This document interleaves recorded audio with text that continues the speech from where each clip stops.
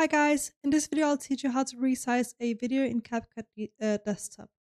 So to start with, I just want to note that resizing a video means lowering the video quality to make the video take up less space in your PC. So that means lowering the resolution. That's what I'm going to be showing in this guide. So you have two different options. The first option is to go to ratio, and this is also how you some people think of resizing it, which is changing the ratio. So if you wanted to be fitted to TikTok, you can, for example, choose one of the options down here. However, that's not what I'm going to show in this tutorial. So if you want to lower the quality to save some space on your PC, continue watching. So again, we still need to click on ratio, and we can go to custom here.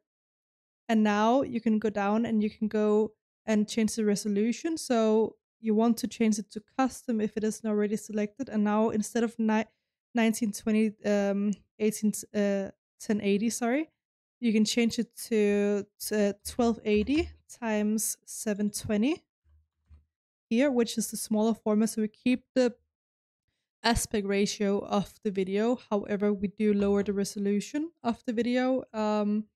And another option is to change the frame rate. So 60 FPS means that you get 60 frames per second of video. So you can capture more movement, but we can lower this to 30, which is another common choice. And that way we can also lower it. And once you're happy, you simply click save. And now the video quality has been lowered. If you don't want to go through this and you just want to keep it to the original, then you can also go up when you export the video and you can lower the resolutions by clicking 720p 480p.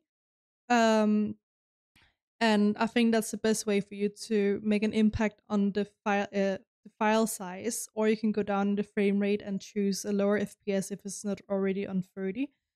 I wouldn't recommend going below 30. But yeah, those are two different options to resizing a video in CapCut on PC.